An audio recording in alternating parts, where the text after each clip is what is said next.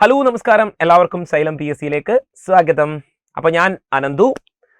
ഞാൻ ഇന്ന് വന്നിട്ടുള്ളത് നമ്മുടെ പി എസ് സി പരീക്ഷകളിൽ ജനറൽ നോളജ് പാർട്ട്, അതായത് പൊതുവിജ്ഞാനം എന്ന് പറയുന്ന ഭാഗത്ത് നിന്നുള്ള ചോദ്യങ്ങളിൽ എങ്ങനെ അതിനെ ഒന്ന് നമുക്ക് അപ്പിയർ ചെയ്യാം, എങ്ങനെ ആ ഒരു ചോദ്യങ്ങളെ കുറച്ചുകൂടി നമുക്ക് സിംപ്ലിഫൈ ചെയ്ത് പഠിക്കാം എന്നുള്ള കുറച്ച് കാര്യങ്ങൾ, കുറച്ച് ചോദ്യങ്ങൾ വെച്ച് നിങ്ങൾക്ക് പറഞ്ഞു തരാനായിട്ടാണ് നമ്മുടെ ഇന്നത്തെ ഈ ഒരു സെഷൻ സ്റ്റാർട്ട് ചെയ്തിട്ടുള്ളത്.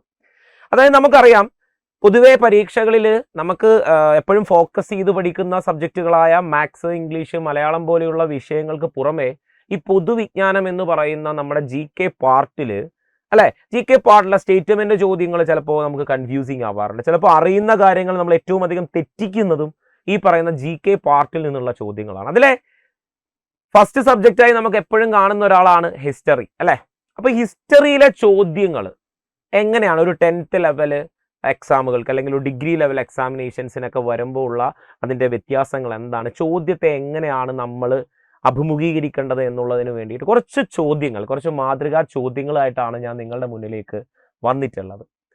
ഈ ചോദ്യങ്ങളിൽ നിന്നും ആ പ്രസ്തുത ടോപ്പിക്കിൻ്റെ, നമ്മളിപ്പോൾ ഏത് ചോദ്യമാണോ ഡിസ്കസ് ചെയ്യുന്നത് അല്ലെങ്കിൽ ഏത് ചാപ്റ്റർ ആണോ ഡിസ്കസ് ചെയ്യുന്നത്, എങ്ങനെ അതിൽ നിന്നും നമുക്ക് ഈ പറയുന്ന ഉത്തരങ്ങളിലേക്ക് കടക്കാം എന്നുള്ള കാര്യമൊക്കെ തന്നെ നമുക്ക് ഇന്നത്തെ ഈ ഒരു മാതൃകാ ചോദ്യ പരീക്ഷയിലൂടെ നമുക്ക് കണ്ടെത്താൻ പറ്റണം. ഓക്കെ, അതിനു വേണ്ടിയിട്ടാണ് നമ്മൾ ഇന്നത്തെ ഈ ഒരു സെഷനിലേക്ക് വന്നിട്ടുള്ളത്. ഓക്കെ, അപ്പോൾ ഞാൻ നിങ്ങൾക്ക് കുറച്ച് ചോദ്യങ്ങൾ പരിചയപ്പെടുത്താം. ഇത് കുറച്ച് ഹിസ്റ്ററിയിൽ നിന്നും വന്നിട്ടുള്ള ചാപ്റ്റർ വൈസ് ആയിട്ടുള്ള കുറച്ച് ചോദ്യങ്ങളാണ്. ഈ ചോദ്യങ്ങളിൽ നിന്ന് നമുക്ക് എങ്ങനെ ഇമ്പോർട്ടൻ്റ് ഫാക്ട്സുകളിലേക്ക് കണക്ട് ചെയ്ത് പോകാം എന്നുള്ള കാര്യമാണ് നമ്മൾ പറയാനായിട്ട് പോകുന്നത്. ഓക്കെ, അപ്പോൾ നമുക്ക് സെഷനിലേക്ക് കടക്കാം. ഓക്കെ, അപ്പോൾ ആദ്യത്തെ ചോദ്യം 1857 കലാപത്തെക്കുറിച്ച് PSC പരീക്ഷകളിൽ ആവർത്തിച്ചു വരുന്ന 57 കലാപത്തിലെ ടോപ്പിക്കുകളിൽ ഒന്നാണ് കലാപകേന്ദ്രവും അവിടുത്തെ നേതൃത്വവും എന്ന് പറയുന്ന ഭാഗം, അല്ലെ. ഇവിടെ ചോദ്യം എന്താ പറഞ്ഞിരിക്കുന്നത്? 1857 കലാപവുമായി ബന്ധപ്പെടുത്തി ശരിയായ ജോഡി കണ്ടെത്തുക എന്നാണ് ചോദിച്ചിരിക്കുന്നത്. ഈ ഭാഗം ഡയറക്റ്റ് ചോദിക്കാറുണ്ട്, അല്ലെങ്കിൽ ഇന്നടുത്ത് ഇപ്പോൾ ബീഹാറിലെ ആരയിൽ നേതൃത്വം നൽകിയത് ആര് എന്ന് ഡയറക്റ്റ് ചോദിക്കാറുണ്ട്. ഇതേപോലെ ജോഡി ചോദിക്കാറുണ്ട്, തെറ്റായ ജോഡി, ശരിയായ ജോഡി ക്രമങ്ങളിൽ ചോദിക്കാറുണ്ട്. അങ്ങനെയുള്ളൊരു ഭാഗമാണ് എപ്പോഴും 1857 കലാപത്തെ സംബന്ധിച്ചിടത്തോളം ഈ ഒരു ഭാഗം, അല്ലെ. അപ്പൊ നിങ്ങൾ പ്രീവിയസ് ഇയറിൽ, നമ്മൾ ഈ അടുത്ത കാലത്ത് പോലും ഉണ്ടായ പ്രീവിയസ് ഇയർ ചോദ്യം നോക്കിയാൽ ഈ ഒരു ഭാഗത്ത് നിന്നുള്ള ക്വസ്റ്റ്യൻസ് നമുക്ക് കാണാനായിട്ട് പറ്റും. ഇവിടെ നോക്കിക്കേ, ഒന്നാമത് പറഞ്ഞിരിക്കുന്നത് ബറേലി ഖാൻ ബഹദൂർ ഖാൻ എന്നാണ്. രണ്ടാമത് പറഞ്ഞിരിക്കുന്നത് ഫൈസാബാദ് മൗലവി അഹമ്മദുള്ള എന്നാണ്. മൂന്നാമത് പറഞ്ഞിരിക്കുന്നത് ലക്നൗ നാനാ സാഹിബ് എന്നാണ്. നാലാമത് പറഞ്ഞിരിക്കുന്ന ആര കൻവർ സിംഗ് എന്നാണ്. 4 പ്രധാനപ്പെട്ട ജോഡികൾ ഇവിടെ കൊടുത്തിട്ടുണ്ട്, അല്ലെ. അപ്പൊ 1857 കലാപവുമായി ബന്ധപ്പെട്ട് പറഞ്ഞിരിക്കുന്ന ഭാഗമാണ് ഇവിടെ നമുക്ക് ചോദിച്ചിട്ടുള്ളത്. 1857 കലാപവുമായി ബന്ധപ്പെട്ട ഭാഗം. 1857 കലാപം എന്ന് പറയുന്ന ചാപ്റ്ററിലേക്ക് നമ്മൾ വന്നു കഴിഞ്ഞാൽ, 1857 കലാപം എന്ന ചാപ്റ്ററിലേക്ക് നമ്മൾ വന്നു കഴിഞ്ഞാൽ 1857 കലാപം എടുത്താൽ അതില് ഈ പറയുന്ന കലാപകേന്ദ്രം അതേപോലെ അവിടുത്തെ നേതൃത്വം എന്ന ഭാഗത്തിലേക്ക് വന്നാൽ നമ്മൾ പ്രധാനമായിട്ടും കുറേ എണ്ണം ആവർത്തിച്ച് ചോദിച്ചു കാണാറുണ്ട്. അതായത് ഇപ്പോ ഇവിടുത്തെ നമ്മൾ കലാപകേന്ദ്രം അല്ലെങ്കിൽ അതിന്റെ നേതൃത്വം എന്ന ഭാഗത്തിലേക്ക് വന്നാൽ ഒന്നാമതായി എടുത്താൽ ബീഹാർ അല്ലെങ്കിൽ ബീഹാറിലെ ആരയിൽ നേതൃത്വം നൽകിയത് എന്ന് പറയുന്നത് കൻവർ സിംഗ് ആണ്, അല്ലെ. കൻവർ സിംഗ് ആണ്. അതേപോലെ രണ്ടാമത് നമുക്കറിയാം കാൺപൂരാണ്. കാൺപൂർ ഏറ്റവും പ്രധാനമായും നമ്മൾ 1857 കലാപത്തിൽ ഫോക്കസ് ചെയ്ത് പഠിക്കുന്ന ഒരു കലാപമാണ് കാൺപൂർ എന്ന് പറയുന്നത്. കാരണം കാൺപൂരിലെ നേതൃത്വം നൽകിയിരിക്കുന്നത് നാനാ സാഹിബും അതേപോലെ തന്നെ അദ്ദേഹത്തിന്റെ സൈനിക മേധാവിയായിരുന്ന താന്തിയ തോപ്പിയുമാണ് അവിടുത്തെ പ്രധാനപ്പെട്ട നേതൃത്വം വഹിച്ചിരുന്നത്, അല്ലെ. ദോണ്ടു പന്തു എന്ന നാനാ സാഹിബും രാമചന്ദ്ര പാണ്ഡുരംഗ് എന്ന താന്തിയ തോപ്പിയുമാണ് അവിടെ ആ നേതൃത്വം വഹിച്ചത്. പിന്നീട് നമ്മൾ നോക്കിക്കഴിഞ്ഞാൽ മൂന്നാമത് ലക്നൗ ആണ്, അല്ലെ. ലക്നൌവിലേക്ക് വരുമ്പോൾ അവിടെ നേതൃത്വം നൽകുന്നത് ബീഗം ഹസ്രത് മഹലാണ്, അല്ലെ. ബീഗം ഹസ്രത് മഹലാണ് ലക്നൌവില് നേതൃത്വം നൽകിയത്, ബീഗം ഹസ്രത് മഹൽ. ബീഗം ഹസ്രത്ത് മഹൽ എന്ന് പറയുമ്പോൾ 1857 കലാപത്തിൽ ലക്നൌവിലെ നേതൃത്വം പോലെ തന്നെ ബീഗം ഹസ്രത്ത് മഹലിലേക്ക് ഫോക്കസ് ചെയ്യുമ്പോൾ നമ്മൾ ഓർത്തിരിക്കേണ്ട മറ്റൊരു രാജ്യമുണ്ട്, അവധ്. അവധിലെ ഭരണാധികാരിയായിരുന്ന വാജിദ് അലി ഷായുടെ പത്നിയായിട്ടുണ്ടായിരുന്ന ഒരു കലാപകാരി കൂടിയാണ് ആര്? ബീഗം ഹസ്രത്ത് മഹൽ എന്ന് പറയുന്നത്. ഇനിയുള്ളതെന്ന് പറഞ്ഞാൽ നാലാമതുള്ളത് ഡൽഹി, അല്ലെ? നമ്മൾ എപ്പോഴും ഫോക്കസ് ചെയ്ത് പഠിക്കുന്ന ഡൽഹി. ഡൽഹിയിലുണ്ടായിരുന്നത് ബഹദൂർ ഷാ രണ്ടാമനും അദ്ദേഹത്തിന്റെ സൈന്യാധിപനായിരുന്ന ഭക്ത് ഖാനുമാണ് ഇവിടെ നേതൃത്വം നൽകിയത്. ഡൽഹിയിൽ നേതൃത്വം നൽകിയത് ബഹദൂർ ഷാ രണ്ടാമനും അദ്ദേഹത്തിന്റെ ഭരണാധിപനായ ഭക്ത് ഖാനുമായിരുന്നു, അല്ലെ? ഏറ്റവും അധികം ചോദിച്ചിരിക്കുന്നത് മാത്രമേ ഞാൻ പറയുന്നുള്ളൂ. പിന്നെന്താണുള്ളത്? ഫൈസാബാദ് ആണ്. വളരെ ഇമ്പോർട്ടന്റ് ആയിട്ട് ചോദിച്ചിട്ടുണ്ട്, മുൻകാലങ്ങളിൽ ചോദിച്ചിട്ടുണ്ട്. ഫൈസാബാദില് മൗലവി അഹമ്മദുള്ളയാണ് അവിടുത്തെ പ്രധാനപ്പെട്ട നേതൃത്വം എന്ന് പറയുന്നത്. മൗലവി അഹമ്മദുള്ളയാണ്. ഇനി അടുത്തതെന്ന് പറഞ്ഞാൽ ബറേലിയാണ്. ബറേലിയില് ഖാൻ ബഹദൂർ ഖാൻ ആണ്, അല്ലെ? ഖാൻ ബഹദൂർ ഖാൻ ആണ്. അതേപോലെ 7 മധുര ദേവി സിംഗ് ആണ്. 8 ഝാൻസി. നിങ്ങൾക്കൊക്കെ അറിയാം ഝാൻസിയിൽ ആരായിരുന്നു? ലക്ഷ്മിഭായിയുമായിരുന്നു, അല്ലെ? ലക്ഷ്മിഭായിയുമായിരുന്നു. ഇതാണ് പ്രധാനമായും കുറെ കാലങ്ങളിൽ ചോദിച്ചു കാണുന്ന പ്രധാനപ്പെട്ട കലാപകേന്ദ്രവും അവിടുത്തെ നേതൃത്വവും എന്ന് പറയുന്നത് ഇതാണ്. അപ്പൊ 1857 കലാപം പഠിക്കുന്ന ഒരു ഉദ്യോഗാർത്ഥി എന്തൊക്കെ കാര്യങ്ങൾ ശ്രദ്ധിക്കണം എന്നുള്ളതിലെ നമ്മൾ ഫോക്കസ് ചെയ്യേണ്ട ഒരു ചാപ്റ്റർ ആണ് ഞാൻ പറഞ്ഞത്, കലാപകേന്ദ്രവും നേതൃത്വവും. ഇവിടേക്ക് വന്നേ. 1857 കലാപത്തിന്റെ ശരിയായ ജോഡി ബറേലി ഖാൻ ബഹദൂർ ഖാൻ, ശരിയല്ലേ? ശരിയാണ്. ഫൈസാബാദ് മൗലവി അഹമ്മദുള്ള, ശരിയല്ലേ? ശരിയാണ്. ലക്നൗ നാനാ സാഹിബാണോ? അല്ല, നാനാ സാഹിബ് അല്ല. പിന്നെ ആര്? ലക്നൌവിൽ ബീഗം ഹസ്രത്ത് മഹലാണ്, അല്ലെ? ബീഗം ഹസ്രത്ത് മഹലായിരുന്നു എന്നത് ഓർത്തിരിക്കുക. ബീഗം ഹസ്രത്ത് മഹലായിരുന്നു, അല്ലെ? ഇനി ആര കൺവർ സിംഗ് ആണ്, അല്ലെ? ആര കൺവർ സിംഗ് ആണ്. 1, 2, 4 ഇവിടെ ചോദിച്ചിരിക്കുന്നത് ശരിയായ ജോഡി തന്നെയാണ്. അതുകൊണ്ട് ഓപ്ഷൻ എ 1, 2, 4 എന്നതാണ് ഇവിടുത്തെ ശരിയായ ഉത്തരം. അപ്പോൾ കലാപകേന്ദ്രവും അതേപോലെ നമ്മൾ എപ്പോഴും നമ്മുടെ ക്ലാസ്സുകളിൽ ഈ പറയുന്ന കലാപകേന്ദ്രവും നേതൃത്വവും പഠിക്കാനായിട്ട് ഒരു ഷോർട്ട് കട്ട്സ് ഒക്കെ നമ്മൾ പഠിച്ചിട്ടുണ്ട്, അല്ലെ? ക്ലാസ്സുകളിൽ നമ്മൾ പഠിക്കാറുണ്ട്. ഞാൻ അല്ലെങ്കിൽ നിങ്ങൾക്ക് പറഞ്ഞു തരാറുണ്ട്. ഒരു സ്റ്റോറി വെച്ചിട്ട് പെട്ടെന്ന് പിക്കപ്പ് ചെയ്യുന്ന രീതിയിൽ ഈ കലാപകേന്ദ്രവും നേതൃത്വവും നമ്മൾ പഠിച്ചിട്ടുണ്ട്. അപ്പൊ എന്തായാലും 1857 കലാപത്തിൽ എപ്പോഴും ശ്രദ്ധിക്കപ്പെടേണ്ട ഒരു പോർഷനാണ് കലാപകേന്ദ്രവും അതേപോലെ അവിടുത്തെ നേതൃത്വവും എന്ന് പറയുന്നത്. അടുത്ത നോക്കിക്കേ. താഴെ നൽകിയിരിക്കുന്ന പ്രസ്താവനകളിൽ ശാശ്വത ഭൂനികുതിയുമായി ബന്ധപ്പെടുത്തി ശരിയായത് കണ്ടെത്തുക എന്നാണ് ചോദിച്ചിരിക്കുന്നത്. നോക്കിക്കേ. ബംഗാൾ മേഖലയിൽ നടപ്പിലാക്കിയിരുന്നു. ഭൂമിയുടെ ഉടമസ്ഥാവകാശം ജമീന്ദാറിനായിരുന്നു. ഉൽപാദനത്തിന്റെ 45% നികുതിയായി നൽകണം. ഇത് ചോദിച്ചിരിക്കുന്നത് ഏത് ചാപ്റ്ററിൽ നിന്നാണെന്ന് ചോദിച്ചാല് 1857 കലാപം വരെ ഉണ്ടായിരുന്ന സാമൂഹിക സാഹചര്യങ്ങൾ എന്ന ചാപ്റ്ററിൽ നിന്നും വരുന്ന ഒരു ചോദ്യമാണിത്. നമ്മൾ ഏത് ചോദ്യം കണ്ടാലും അത് ഏത് ചാപ്റ്ററിൽ നിന്നാണ് വരുന്നത്. അപ്പൊ നോക്കിക്കേ. 1857 കലാപത്തിന്റെ കലാപകേന്ദ്രം എപ്പോഴും കുറെ കാലങ്ങളായി ചോദിച്ചിട്ടുള്ളൂ. അടുത്തത് നോക്കിക്കേ. 1857 കലാപത്തിലേക്ക് നയിച്ച സാമൂഹിക സാഹചര്യങ്ങളിൽ ഒന്നാണെന്ത്? ബ്രിട്ടൻ ഇന്ത്യയിൽ നടപ്പിലാക്കിയിട്ടുണ്ടായിരുന്ന ഭൂനികുതി സമ്പ്രദായങ്ങൾ അഥവാ ലാൻഡ് റവന്യൂ പോളിസികൾ എന്ന് പറയുന്നത്, അല്ലെ? അപ്പൊ ഇവിടെ പറഞ്ഞിരിക്കുന്ന താഴെ നൽകിയിരിക്കുന്ന പ്രസ്താവനകളിൽ ശാശ്വത ഭൂനികുതിയുമായി ബന്ധപ്പെടുത്തി കണ്ടെത്തുക എന്നാണ് പറഞ്ഞിരിക്കുന്നത്. അപ്പോ ഇന്ത്യയില് ബ്രിട്ടീഷുകാര് നടപ്പിലാക്കിയിട്ടുള്ള പ്രധാനപ്പെട്ട ഭൂനികുതി സമ്പ്രദായങ്ങൾ നമുക്കറിയാവുന്നിടത്തോളം നമുക്കറിയാം. ഏതൊക്കെയുണ്ട്? നമുക്ക് 3ആയി അതിനെ തിരിച്ചു വരച്ചു പഠിക്കാം. എന്തൊക്കെയുണ്ട് അതില്? 1 ശാശ്വത ഭൂനികുതി വ്യവസ്ഥയാണ്. ശാശ്വത ഭൂനികുതി വ്യവസ്ഥയാണ്. മറ്റൊന്ന് എന്താണ്? റയട്ട് വാരി സിസ്റ്റമാണ്. റയട്ട് വാരി സമ്പ്രദായമാണ്. അത് കഴിഞ്ഞാൽ പിന്നെ മഹൽ വാരി സമ്പ്രദായമാണ്. കൃത്യമായി നമ്മളുടെ ഈ SCRT പുസ്തകത്തിൽ ഇതിന്റെ വിശദീകരണങ്ങൾ കൊടുത്തിട്ടുണ്ട്. 10th ലെവൽ ഈ വരുന്ന ഡിസംബറിലൊക്കെ പ്രിപ്പയർ ചെയ്യാൻ പോകുന്ന കുട്ടികൾ ഒരു കാരണവശാലും വിട്ടുകളയാൻ പാടില്ലാത്ത ഒരു പോർഷനാണിത്. ശാശ്വത ഭൂനികുതി, റൈറ്റ് വാരി വ്യവസ്ഥ, മഹൽവാരി വ്യവസ്ഥകളെ കുറിച്ച് കൃത്യമായി അറിയണം. ശാശ്വത ഭൂനികുതി വ്യവസ്ഥയിലേക്ക് തന്നെ ആദ്യമായിട്ട് പോകാം. ശാശ്വത ഭൂനികുതി വ്യവസ്ഥയിലേക്ക് തന്നെ ആദ്യമായി പോകാം. ഏതൊക്കെ മേഖലകളിൽ? ബംഗാൾ, ബീഹാർ, ഒറീസ മേഖലകളിലാണ് ഇത് പ്രധാനമായും നടപ്പിലാക്കിയിട്ടുള്ളത്. ബംഗാൾ, ബീഹാർ, ഒറീസ മേഖലകളിലാണ് ഈ നികുതി പ്രധാനമായും നടപ്പിലാക്കിയിട്ടുള്ളത്. നികുതി പിരിക്കുന്നതിനും നികുതി പിരിവിനും ഭൂമിയുടെ ഉടമസ്ഥാവകാശവും ആർക്ക് തന്നെയാണ്? ഉടമസ്ഥാവകാശവും ആർക്ക് തന്നെയാണ്? ജമീന്ദാർ അല്ലെങ്കിൽ ജമീന്ദാറിനാണ്, അല്ലെ? ജമീന്ദാർ അല്ലെങ്കിൽ ജമീന്ദാറിന് തന്നെയാണ് എന്ത്? നികുതി പിരിവിനും ഭൂ ഉടമസ്ഥ അവകാശവും ഉണ്ടായിരുന്നത് ആണല്ലോ. ഇനി നമ്മൾ ഇതിനകത്ത് ഓർക്കേണ്ട കാര്യം എന്താണ്? എത്ര നികുതി കൊടുക്കണം?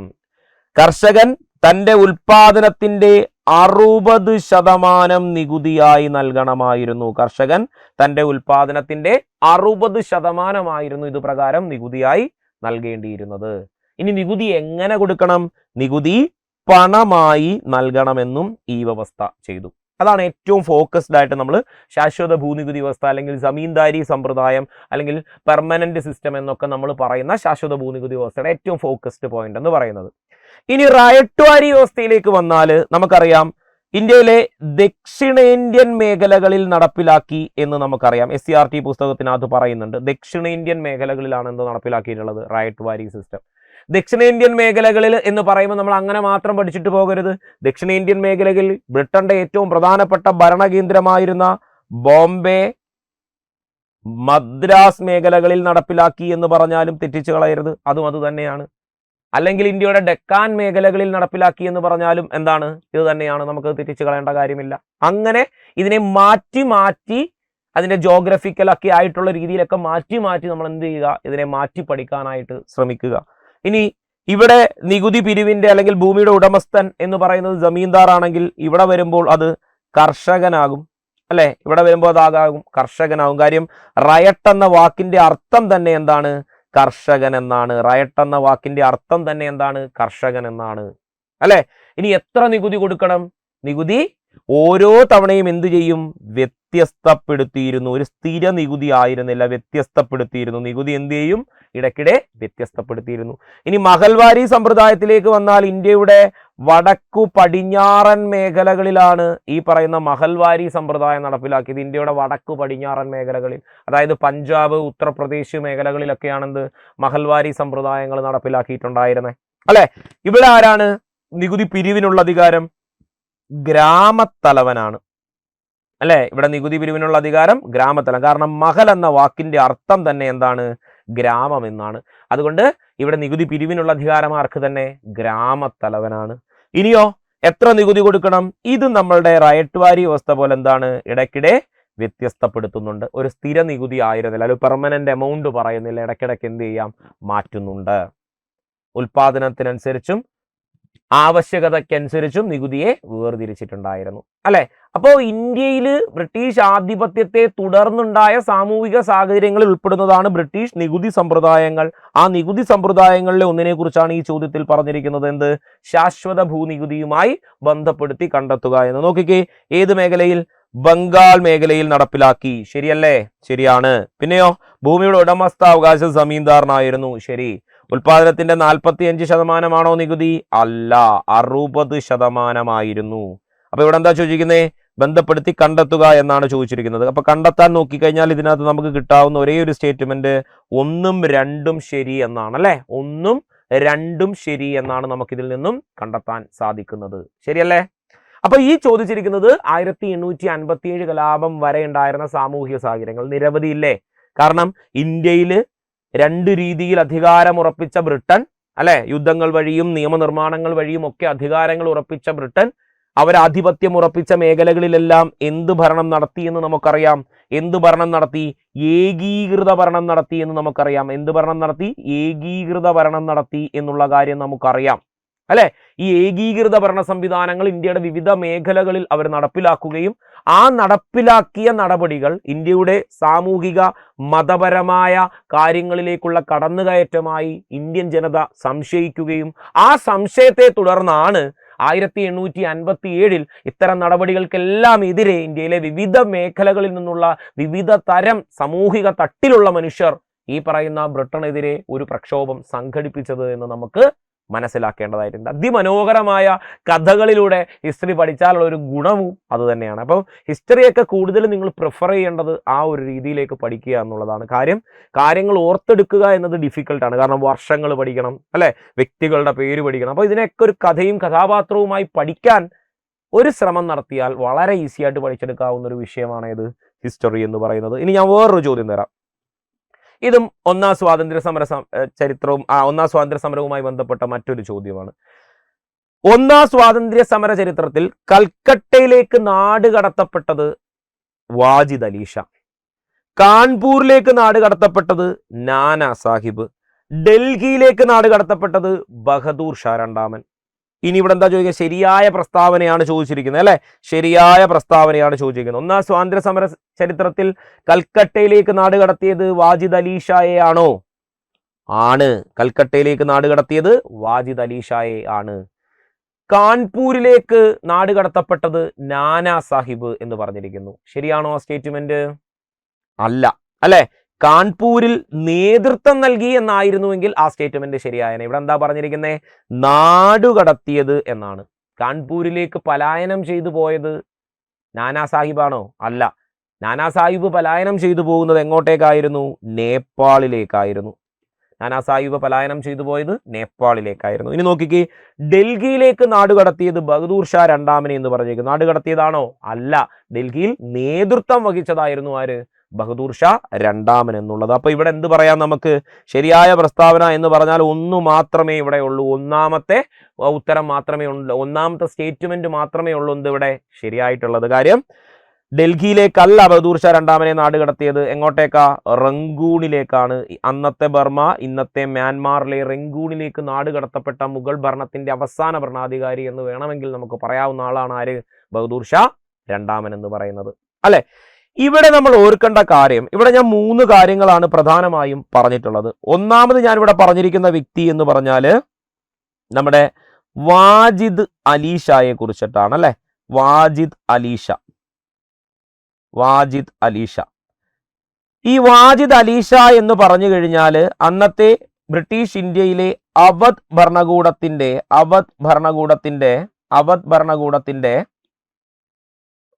അല്ലെങ്കിൽ അവധിന്റെ ഭരണാധികാരി ആയിരുന്ന ആളാണ് ആര്? വാജിദ് അലി ഷാ എന്ന് പറയുന്നത്. അവധ് ഭരണാധികാരി ആയിരുന്ന ആളാണ് ആര്? വാജിദ് അലി ഷാ എന്ന് പറയുന്നത്. അപ്പൊ നമ്മൾ ഈ ഒരു പോയിന്റിൽ നിന്നും ഈ അടുത്ത കാലത്ത് ചോദിച്ചിട്ടുള്ള ഒരു പ്രീവിയസ് ഇയർ ചോദ്യമുണ്ട്. എന്ത്?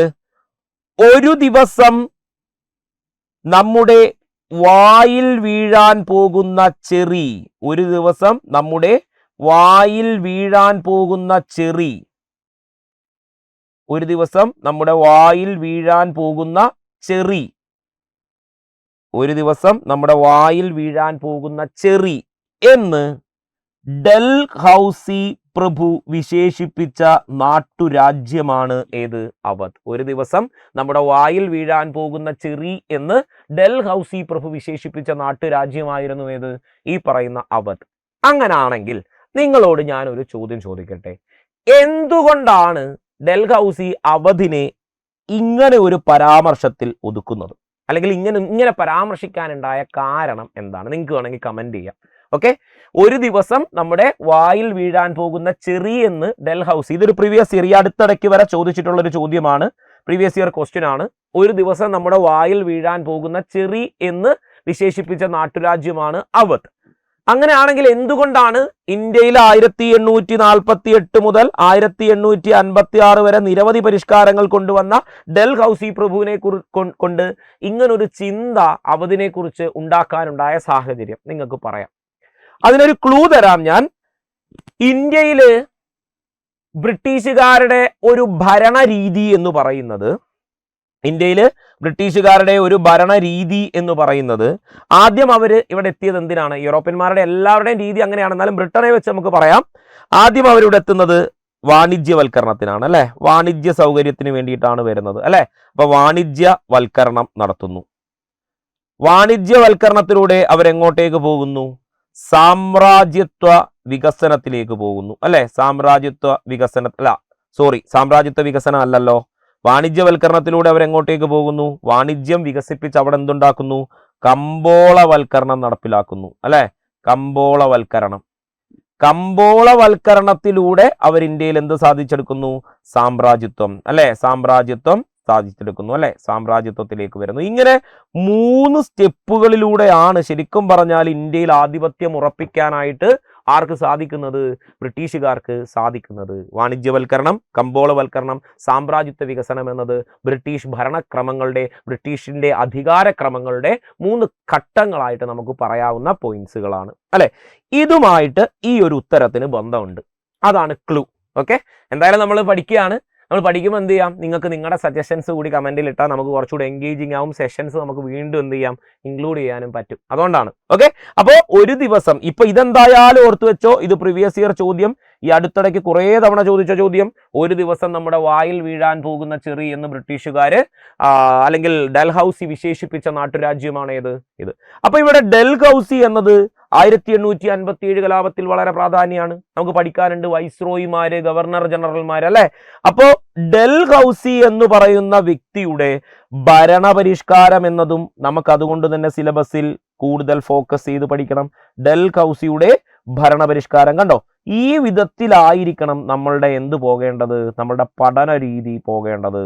ഈ വിധത്തിൽ വേണം എന്ത് പോകേണ്ടത്? പഠന രീതി പോകേണ്ടത്. അപ്പോൾ ഡൽഹൌസിയുടെ ഭരണപരിഷ്കാരങ്ങൾ നമുക്ക് എന്ത് ചെയ്യാം? ഇവിടുന്ന് പിക്കപ്പ് ചെയ്തെടുക്കാവുന്നതാണ്, അല്ലെങ്കിൽ ഒന്ന് വായിച്ച് പഠിച്ചു വെക്കാവുന്ന പ്രധാനപ്പെട്ട പോയിന്റ്സ് ആണ്. ക്ലാസ്സുകളിലൊക്കെ നമ്മൾ എപ്പോഴും ഡിസ്കസ് ചെയ്യുന്ന, സോർട്ട് ഔട്ട് ചെയ്ത് ഡിസ്കസ് ചെയ്യുന്ന കാര്യമാണ് ഏത്?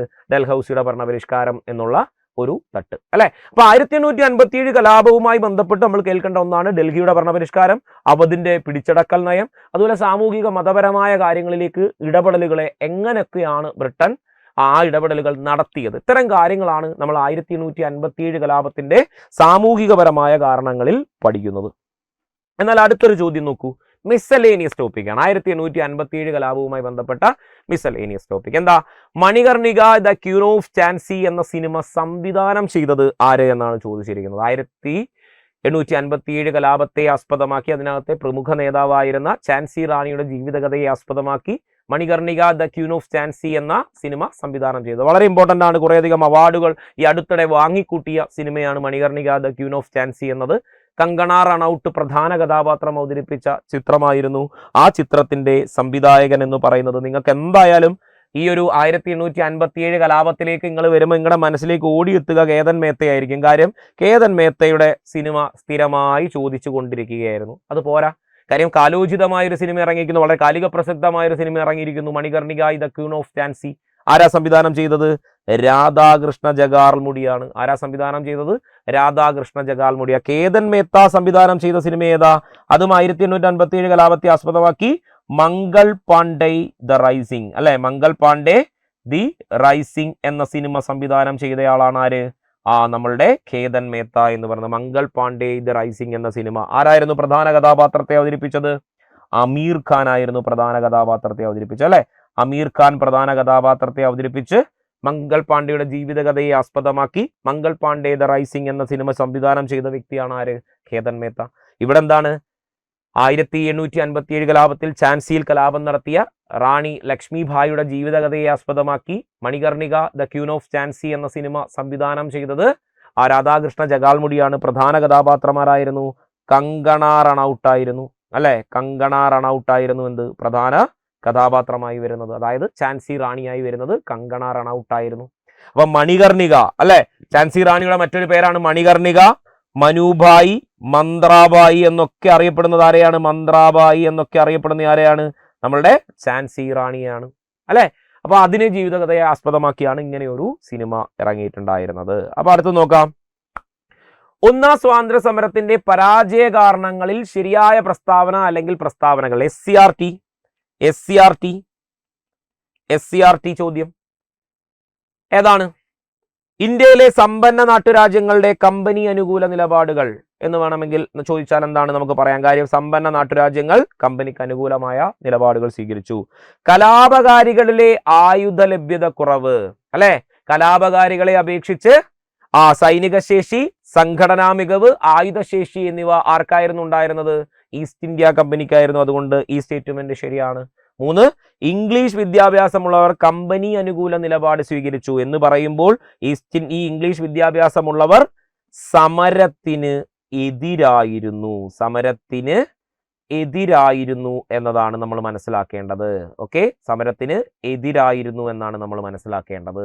അപ്പോ ഇതിനകത്ത് നിന്ന് എന്ത് പറയാം? 3 നമുക്ക് ശരിയാണെന്ന് തന്നെ പറയാം. അങ്ങനാണെങ്കിൽ ഓപ്ഷൻ സി 1, 2, 3 എന്നിവ ശരി ഉത്തരം. എല്ലാം ശരിയായ സ്റ്റേറ്റ്മെന്റുകളായിരുന്നു. ഇത് SCRTയിൽ നിന്നും ചോദിച്ചിട്ടുള്ള ഒരു ഭാഗമാണ് എന്ന് ഓർത്തിരിക്കുക. ഓക്കെ, ഇനി നോക്കിക്കേ, ഇത് ചോദിച്ചിരിക്കുന്നത് താഴെ പറയുന്ന പ്രസ്താവനകളിൽ മിതവാദി ദേശീയതയുമായി ബന്ധപ്പെടുത്തി പരിശോധിക്കുക എന്നാണ് പറഞ്ഞിരിക്കുന്നത്. താഴെ പറയുന്ന പ്രസ്താവനകളിൽ മിതവാദി ദേശീയതയുമായി ബന്ധപ്പെടുത്തി പരിശോധിക്കുക എന്നാണ് പറഞ്ഞിരിക്കുന്നത് അല്ലെ. അപ്പൊ മിതവാദി ദേശീയതയുമായി ബന്ധപ്പെടുത്തി പരിശോധിച്ചാൽ ഇത് ഏത് ചാപ്റ്ററിൽ നിന്നാണ് ചോദിച്ചിരിക്കുന്നത് എന്നറിയാമോ? ഏത് ചാപ്റ്ററിൽ നിന്നാണ് ഇത് ചോദിച്ചിരിക്കുന്നത്? ഇത് ചോദിച്ചിരിക്കുന്നത് ഇന്ത്യൻ നാഷണൽ കോൺഗ്രസ് എന്ന അധ്യായത്തിൽ നിന്നാണ്. 1857 കലാപം കഴിഞ്ഞുള്ള നമ്മുടെ നെക്സ്റ്റ് ചാപ്റ്റർ ആണ് ഏത്? ഇന്ത്യൻ നാഷണൽ കോൺഗ്രസ് എന്ന ചാപ്റ്റർ അല്ലെ. ഇന്ത്യൻ നാഷണൽ കോൺഗ്രസ് എന്ന ചാപ്റ്ററിന്റെ അതിന്റെ രൂപീകരണം എന്ന് പറയുന്ന ഭാഗത്ത് നിന്നും ചോദിച്ചിരിക്കുന്ന ഒരു ചോദ്യമാണ് ഇവിടെ ചോദിച്ചിരിക്കുന്നത്. എന്താണ്? താഴെ പറയുന്ന പ്രസ്താവനകളിൽ മിതവാദി ദേശീയതയുമായി ബന്ധപ്പെടുത്തി പരിശോധിക്കുക. നോക്കിക്കേ, ഇംഗ്ലീഷ് വിദ്യാഭ്യാസം ലഭിച്ചവരായിരുന്നു ആദ്യകാല നേതാക്കൾ എന്ന് പറഞ്ഞിരിക്കുന്നു. പ്രാർത്ഥന, അപേക്ഷ, പ്രതിഷേധം എന്നീ 3 വാക്കുകളിൽ പ്രവർത്തനങ്ങളെ സംഗ്രഹിച്ചിരിക്കുന്നു. 1905 മുതൽ 1919 വരെയുള്ള കാലഘട്ടമാണ് എന്നും പറഞ്ഞിരിക്കുന്നു. ഉത്തരത്തിലേക്ക് എത്താൻ പറ്റുമോ? ഇത് എവിടുന്നാ ചോദിച്ചെന്നാ ഞാൻ പറഞ്ഞേ? എവിടുന്ന് ചോദിച്ചു എന്നാ ഞാൻ പറഞ്ഞേ? ഇത് ഇന്ത്യൻ നാഷണൽ കോൺഗ്രസിന്റെ ഭാഗത്തു നിന്നും ചോദിച്ചൊരു ചോദ്യമാണ് അല്ലെ. അപ്പൊ നോക്കിക്കേ, ഇവിടെ പറഞ്ഞിരിക്കുന്നത് ഇന്ത്യയിലെ മിതവാദി ദേശീയതയുടെ സവിശേഷതകളെ കുറിച്ചാണ് അല്ലെ. ഇന്ത്യയുടെ മിതവാദി ദേശീയതയുടെ സവിശേഷതകൾ അല്ലെ. ഇന്ത്യയുടെ മിതവാദി ദേശീയതയുടെ സവിശേഷതകൾ നല്ല വെണ്ടയ്ക്ക ആശയത്തിൽ നമ്മുടെ SCRT പുസ്തകത്തിൽ പറയുന്നുണ്ട്. എന്തൊക്കെയുണ്ട്? മിതവാദി ദേശീയതയുടെ സവിശേഷതകൾ വളരെ വ്യക്തമായി നമ്മളുടെ SCRT പുസ്തകത്തിൽ പറയുന്നുണ്ട്. എന്തൊക്കെ പറയുന്നുണ്ട്? അതിന് മുമ്പിട്ട് മിതവാദി ദേശീയതയിലേക്ക് എത്തുമ്പോൾ നമ്മളിവിടെ ചോദിച്ചിരിക്കുന്ന ഒരു പോയിന്റ് ഉണ്ട്. എന്ത്? താഴെ പറയുന്ന പ്രസ്താവനകളിൽ മിതവാദി ദേശീയത. അപ്പോൾ ദേശീയത എന്നത് ഒരു വിഷയമാണ്. ദേശീയത അല്ലെങ്കിൽ ദേശീയ പ്രസ്ഥാനങ്ങൾ അല്ലെ. ദേശീയത അല്ലെങ്കിൽ ദേശീയ പ്രസ്ഥാനങ്ങൾ. അപ്പോൾ ഈ ദേശീയ പ്രസ്ഥാനങ്ങളെ സമര രീതിയുടെ അടിസ്ഥാനത്തിൽ ഇന്ത്യയിൽ 3ആയി വിഭജിച്ചിട്ടുണ്ട്. നിങ്ങൾക്ക് തന്നെ അറിയാം, മിതവാദി, തീവ്രവാദി, ഗാന്ധിയൻ കാലഘട്ടമാണ്. 3 കാലഘട്ടത്തിനും ഇപ്പോൾ മിതവാദി കാലഘട്ടം എടുത്തു കഴിഞ്ഞാൽ നമുക്കറിയാം 1885 മുതൽ 1905 വരെ മിതവാദി കാലഘട്ടമാണ്. തീവ്രവാദി കാലഘട്ടം എന്ന് പറഞ്ഞു കഴിഞ്ഞാൽ 1905 മുതൽ 1919 വരെയുള്ള കാലഘട്ടമാണ് as per SCRT. പിന്നീട് ഗാന്ധിയൻ കാലഘട്ടത്തിലേക്കാണ് നമ്മൾ പോകുന്നത്. 1919 മുതൽ 1947 വരെയുള്ള കാലഘട്ടമാണ് എന്ത്? ഗാന്ധിയൻ കാലഘട്ടം എന്നും പറയുന്നത് അല്ലെ. ദേശീയ പ്രസ്ഥാനത്തെ സമര രീതികളുടെ അടിസ്ഥാനത്തിൽ 3 ഘട്ടമായി തിരിച്ചിരിക്കുന്നു. ഇവിടെ പറയേണ്ടത് മിതവാദി ദേശീയതയുടെ പ്രത്യേകതകളാണ്. ഒന്ന് 1885 മുതൽ 1905 വരെയുള്ള കാലഘട്ടം എന്നത് ശരിയാണ്. 2 ഇംഗ്ലീഷ് വിദ്യാഭ്യാസമുള്ളവരായിരുന്നു. ഇംഗ്ലീഷ് വിദ്യാഭ്യാസമുള്ള ഇന്ത്യക്കാരായിരുന്നു. ഇംഗ്ലീഷ് വിദ്യാഭ്യാസമുള്ളവരായിരുന്നു ആദ്യകാല നേതാക്കൾ. 3 പരാതികളിലൂടെയും ചെറു പ്രതിഷേധങ്ങളിലൂടെയും പൊതു ആവശ്യങ്ങൾ ബ്രിട്ടീഷ് സർക്കാരിന്റെ ശ്രദ്ധയിൽപ്പെടുത്തുക എന്നൊരു രീതി ഉണ്ടായിരുന്നു. അതിനെയാണ് നമ്മൾ പ്രാർത്ഥന, അപേക്ഷ, പ്രതിഷേധം എന്നീ 3 വാക്കുകളിൽ ആരുടെ നടപടികളെ സംഗ്രഹിച്ചത്? മിതവാദികളുടെ നടപടികളെ സംഗ്രഹിച്ചത്. പിന്നെ ഇതിനകത്ത് ഈ അടുത്തിടയ്ക്ക് ചോദിച്ചൊരു ഭാഗം ഉണ്ട്. അതിനാണ് ഞാൻ ഈ പോയിന്റ് പറഞ്ഞത്. താഴെ പറയുന്നവയിൽ മിതവാദി നേതാക്കളിൽ ഉൾപ്പെടാത്തത് ആര്? ഈ അടുത്തിടയ്ക്ക് ചോദിച്ചതാ. ഫെബ്രുവരിയിൽ നടന്ന എക്സൈസ് ഇൻസ്പെക്ടറോ ഏതോ എക്സൈസ് വിമൻ എക്സൈസ് ഓഫീസറോ ഏതോ ഒരു പരീക്ഷയിൽ ഫെബ്രുവരിയിലോ ജനുവരിയിലോ നടന്നൊരു പരീക്ഷയിൽ ചോദിച്ചിരുന്നു. 1-2 പരീക്ഷകളിൽ ചോദിച്ചിരുന്നു. താഴെ പറയുന്നവയിൽ മിതവാദി നേതാക്കളിൽ ഉൾപ്പെടാത്തത്. പ്രധാനമായും ആദ്യകാല മിതവാദി നേതാക്കൾ എന്ന് പറഞ്ഞു കഴിഞ്ഞാൽ നമുക്കറിയാം ദാദാഭായ് നവറോജി ഉണ്ട് അല്ലെ. ദാദാഭായ് നവറോജി ഉണ്ട്. അതേപോലെ തന്നെ ബദറുദ്ദീൻ ത്യാബ്ജി ഉണ്ട്. ബദറുദ്ദീൻ ത്യാബ്ജി ഉണ്ട്, അതേപോലെ തന്നെ ഫിറോസ് ഷാ മേത്തയുണ്ട് അല്ലെ, ഫിറോസ് ഷാ മേത്തയുണ്ട്, ഗോപാലകൃഷ്ണ ഗോഖലെയുണ്ട്, മിതവാദികളുടെ നേതാവ് എന്ന് പറയുന്ന ഗോപാലകൃഷ്ണ ഗോഖലെയുണ്ട് അല്ലെ. ഇങ്ങനെ നിരവധി മിതവാദി നേതാക്കളുണ്ട്. ഉറപ്പായി നിങ്ങൾ എന്ത് പഠിക്കണം? മിതവാദി തീവ്രവാദി നേതാക്കന്മാരെ തരം തിരിച്ചു പഠിക്കാനായിട്ടുള്ള ഒരു മനസ്സ് നിങ്ങൾക്ക് കാണണം. കാര്യം പരീക്ഷയുടെ പാറ്റേണുകൾ അങ്ങനെയാണ് ചോദിക്കുന്നതെങ്കിൽ തീർച്ചയായിട്ടും നമ്മൾ എങ്ങനെ ആക്കണം? പരീക്ഷയുടെ പാറ്റേണിനനുസരിച്ച് ഈ രീതിയിൽ നമ്മളുടെ പഠനങ്ങൾ മാറ്റണം. ഇവിടത്തേക്ക് വന്നേ, താഴെ പറയുന്ന പ്രസ്താവനകളിൽ മിതവാദി ദേശീയതയുമായി ബന്ധപ്പെടുത്തി പരിശോധിക്കുക. ഇംഗ്ലീഷ് വിദ്യാഭ്യാസം ലഭിച്ചവരായിരുന്നു ആദ്യകാല നേതാക്കൾ. ശരിയല്ലേ? ശരിയാണ്. പ്രാർത്ഥനാപേക്ഷ, പ്രതിഷേധം എന്നീ 3 വാക്കുകളിൽ പ്രവർത്തനങ്ങളെ സംഗ്രഹിച്ചു. ശരി. 1905 മുതൽ 1919 വരെയുള്ള കാലഘട്ടമാണോ മിതവാദി കാലഘട്ടം? അല്ല. 1885 മുതൽ 1905 വരെയുള്ള കാലഘട്ടമാണ് എന്ത്? മിതവാദി കാലഘട്ടം. അപ്പൊ ഇതിനകത്ത് ഉത്തരം ഏതാണ്? 1, 2 ശരി, 3 തെറ്റ് എന്നതാണ് ശരിയായ ഉത്തരം. 1, 2 ശരി, 3 തെറ്റ് എന്നതാണ് ശരിയായ ഉത്തരം. അല്ലേ? ഓക്കെ അല്ലേ? ഓക്കെ. ഇനി ഉള്ള കുറച്ച് ചോദ്യങ്ങൾ കൂടി ഉണ്ട്. അത് നമുക്ക് നമ്മുടെ നെക്സ്റ്റ് സെഷനിൽ ഡിസ്കസ് ചെയ്യാം. ഈ ഒരു രീതിയിലേക്ക് പഠനം, അതായത് അനലൈസ് ചെയ്ത് ചോദ്യത്തിന്റെ സ്റ്റേറ്റ്മെന്റുകളിൽ നിന്നും അതിൽ എന്തൊക്കെ പഠിക്കാനുണ്ട് എന്നൊക്കെ നോക്കുന്ന രീതിയിലേക്കൊക്കെ പഠനം നിങ്ങൾ സോർട്ട് ഔട്ട് ചെയ്താൽ ചാപ്റ്ററുകൾ പഠിക്കാൻ വളരെ എളുപ്പമാണ്. നമ്മൾ ക്ലാസ്സുകളിലൊക്കെ എപ്പോഴും ചെയ്യുന്ന അല്ലേ, നമ്മുടെ സ്റ്റുഡൻസിന് അറിയാം, നമ്മുടെ ക്ലാസ്സുകളിലൊക്കെ എപ്പോഴും ചെയ്യുന്ന നമ്മളൊരു കാര്യമുണ്ട്. നമ്മൾ എന്ത് ചെയ്യുക? ഒരു ചാപ്റ്ററിൽ നിന്ന് ഇങ്ങനെ ഒരു പൂ വിരിയുന്ന ഇതളുകൾ പോലെ പൂ വിരിയുന്നത് പോലെ പഠിക്കണം എന്നാണ് ഞാൻ പറയുന്നത്. അങ്ങനെ പഠിച്ചാൽ അതിനെ ഒരു പുഷ്പമായി വരുമ്പോൾ നിങ്ങളുടെ മനസ്സിലേക്ക് അതിമനോഹരമായ ആ ഒരു വിഷയം കിടക്കുമെന്നുള്ള ഒരു പ്രത്യേകതയുണ്ട്. അപ്പൊ അങ്ങനെ പഠിക്കാനായിട്ട് എല്ലാ ഉദ്യോഗാർത്ഥികളും ശ്രമിക്കുക. ഓക്കെ. അപ്പൊ തൽക്കാലം ഞാൻ ഇന്നത്തേക്ക് ഇതൊന്ന് വൈൻഡപ്പ് ചെയ്യാണ്. ഇതിവിടെ തീരുന്നില്ല. നമുക്ക് ഇതുപോലുള്ള ചോദ്യങ്ങൾ, അതിന്റെ അനലൈസ് ചെയ്തിട്ടുള്ള ഫാക്ടറുകൾ നമുക്ക് എന്ത് ചെയ്യാം? നെക്സ്റ്റ് സെഷൻ മുതൽ വീണ്ടും കൂടുതൽ ഇൻക്ലൂഡ് ചെയ്ത് കൊണ്ടുവരാം. ഓക്കെ. അപ്പൊ തൽക്കാലം ഞാൻ വൈൻഡപ്പ് ചെയ്യാണ്. വീണ്ടും കാണാം. താങ്ക്